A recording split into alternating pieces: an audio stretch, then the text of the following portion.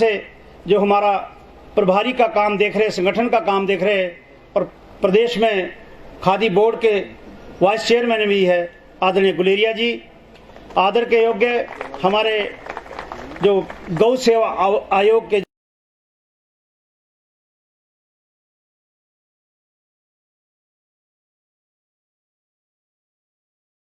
के लिए इन्होंने बीड़ा उठाया, ऐसे हमारे प्रदेश के गौ सेवा आयोग के चेयरमैन भाई अशोक जी, हमारे बहुत ही आदर के योग्य आपके क्षेत्र से जो पूर्व में मंडल अध्यक्ष रहे और हमें मार्गदर्शन देते रहते हैं संगठन के लिए, पूर्व में आप जिला परिषद धुंधन वार्ड के सदस्य भी रहे, ऐसे हमारे बहुत ही आदरणीय ओम प्रकाश गौतम वैद्य जी, जिला किसान मोर्चा के अध्यक्ष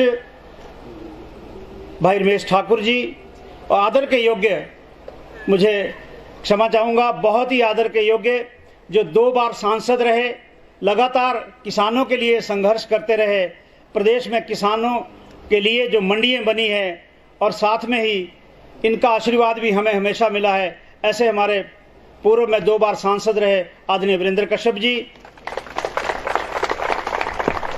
बहुत ही आदर के योग्य हमारे जो इस खंड के सह प्रभारी है भाई नीमचंद ठाकुर जी, बहन श्रीमती कला ठाकुर जी, बीडीसी दशहरन से बहन लीला देवी जी, हमारी इस पंचायत की प्रधान मंच पर बैठी है, बहुत ही आदर के योग्य हमारे इस साथ की लगती हुई पंचायत में हमारे प्रेम चोपड़ा जी प्रधान, हमारे बहुत ही आदरणीय जो जिन रात को हम जिस पंचायत में थे, क्यारड़ पंचायत में थे, कार्यक्रम था, माननीय वीरेंद्र कंवर जी भी साथ में थे, उनकी प्रधान बहन सरोज जी, बहुत ही आदर के योग्य श्रीमती मीना देवी जी प्रधान दशहरन पंचायत, बहुत ही आदर के योग्य, यहाँ से पूर्व में आप अधिकारी के तौर पर रिटायर्ड हुए और उसके बाद आप राजनीति में आए, इस पंचायत धुंधन पंचायत की प्रधान शकुंतला जी,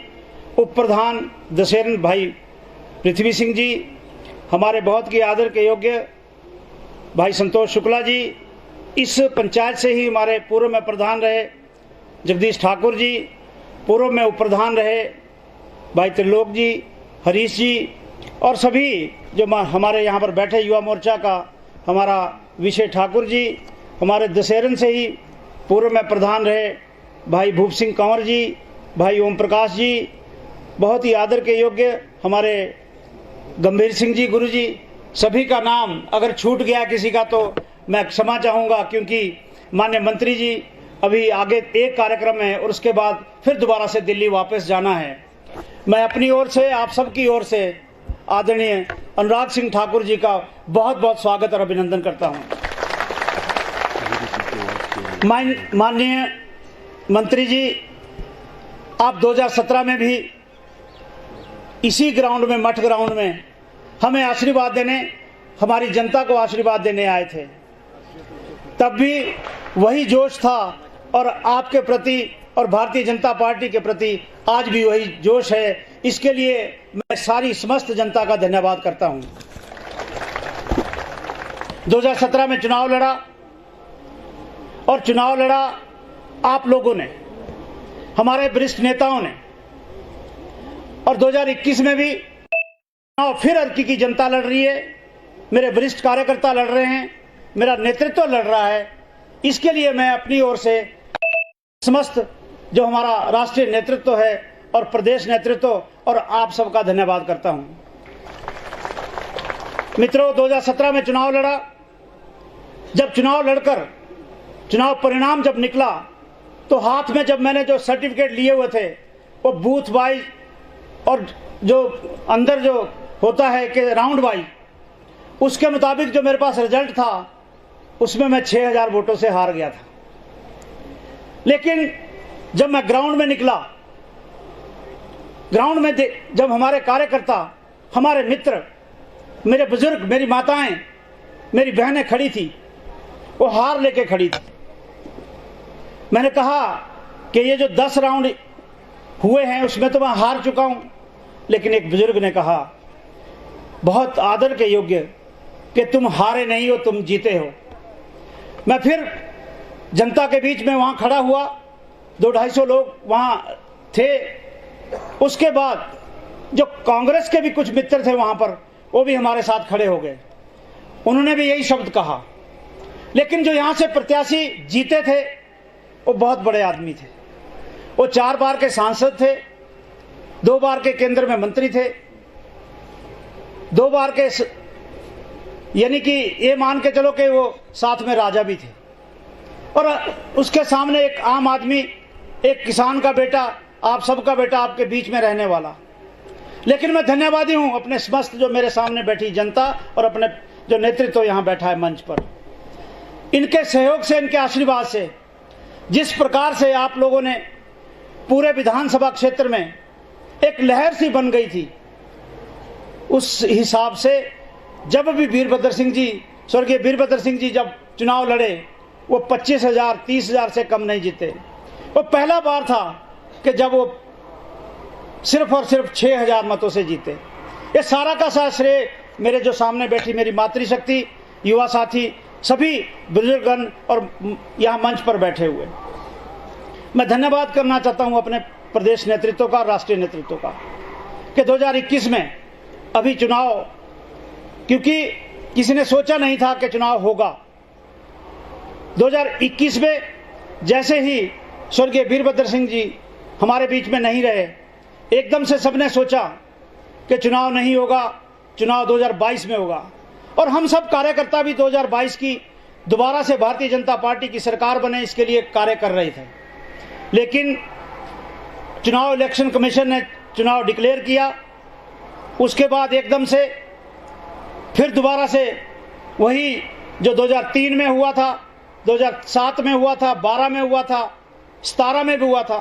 भारतीय जनता पार्टी का कार्यकर्ता, एक एक कार्यकर्ता, जिस प्रकार से भारतीय जनता पार्टी के किसी एक आदमी को टिकट मिलता है, पूरी की पूरी पार्टी उसी प्रकार से आज भी उसी प्रकार से चल रही है और पहले भी वैसे चली। लेकिन मेरा एक कहना है कि जो 4 साल पहले हम लोग सब लोग मिलजुल कर जिस प्रकार से चले थे, लेकिन विधायक कांग्रेस के स्वर्गीय वीरभद्र सिंह जी बने। 4 साल के बाद आज दोबारा फिर चुनाव है और 1 साल बाकी है। यानी कि मैंने कोशिश की कि हर क्षेत्र में, हर पंचायत में, हर बूथ पर पहुंचूं और पहुंचा भी।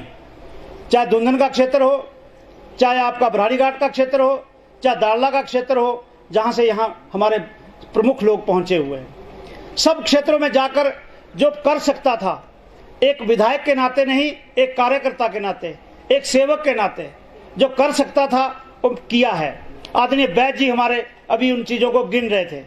आदरणीय बैद जी आपके आशीर्वाद से, वो मैंने नहीं, प्रदेश में आदरणीय जयराम ठाकुर जी के नेतृत्व में जो सरकार चल रही है, उनके आशीर्वाद से, आप सबके आशीर्वाद से वो काम किए हैं। चाहे धुंधन स्कूल के लिए फंड की बात थी, साइंस ब्लॉक के लिए पिछली सरकार में 1 लाख रुपए का बजट और उद्घाटन हो गया था। लेकिन मेरे धुंधन के जो एसएमसी के प्रधान और सभी जितने भी मेरे यहाँ प्रमुख लोग थे, उन्होंने कहा कि यहाँ पर सिर्फ ये 1 लाख रुपए का बजट है, आप बजट का प्रावधान करें। मैं धन्यवाद करता हूँ अपने प्रदेश के माननीय मुख्यमंत्री जी का और शिक्षा मंत्री उस टाइम सुरेश भारद्वाज जी थे। उन्होंने तुरंत कहा कि नहीं, धुंधन मॉडल स्कूल है, आदर्श स्कूल है, आप उसके लिए जितना भी बजट का आपने एस्टिमेट बनाया है उसको रिवाइज करके लाइए और आपको उसका उतना ही मिलेगा। मैं धन्यवादी हूं अपने सभी नेताओं का। उसके बाद से माननीय मंत्री जी यहाँ बैठे हैं, लगभग 17 पंचायतों की लिस्ट हम सब ने मिलकर दी थी। हम सभी ने सबसे बातचीत करके कि 17 पंचायतें नहीं हो। माननीय मुख्यमंत्री जी ने भी कहा था, माननीय मंत्री जी भी यहाँ बैठे हैं, इन्होंने भी कहा कि 17 की लिस्ट अगर 2-3 बन जाएगी तो वो भी शुक्र है। मैं धन्यवादी हूँ अपने माननीय मंत्री जी का कि 17 में से 14 की, जिनके कागज या सही जब भी जो डॉक्यूमेंट्स चाहिए होते थे, 17 में से 14 पंचायतें बनी। इसके लिए मैं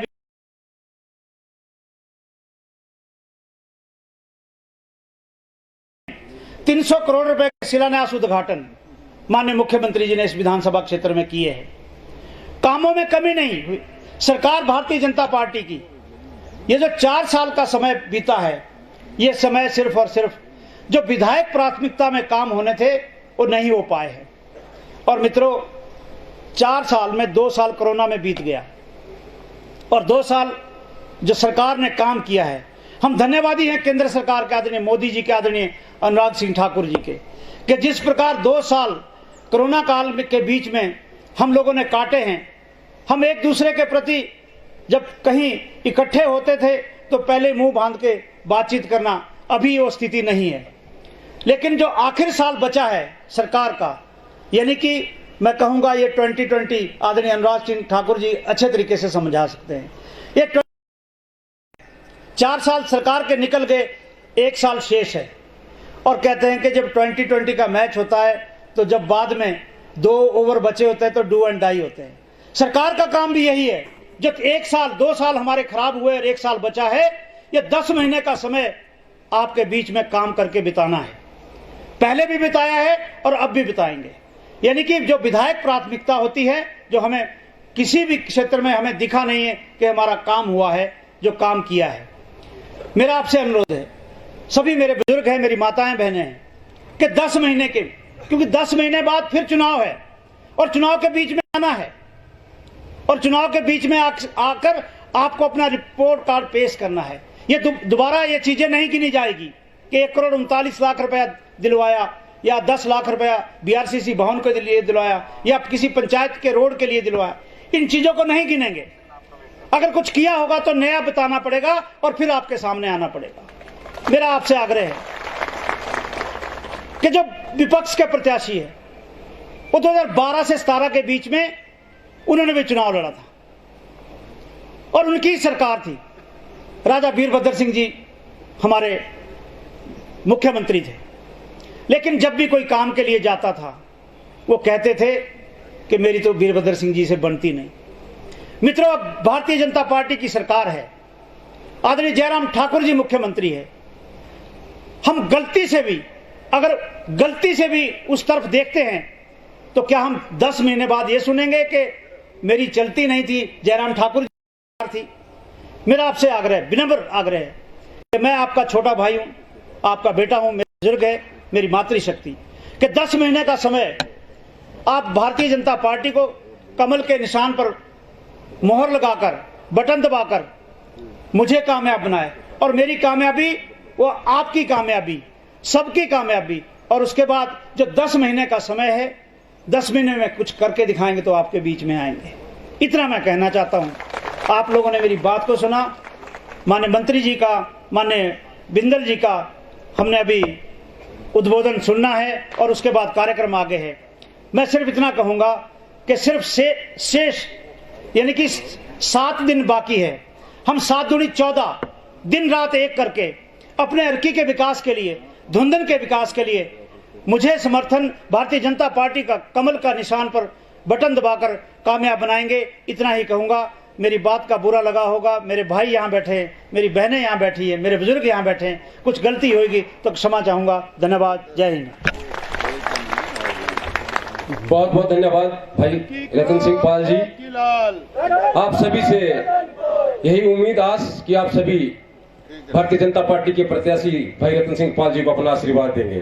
मैं सीधा आग्रह करूंगा माननीय बिंदल जी से कि वो मंच पे आए। महामंत्री जी नहीं बोलो ना।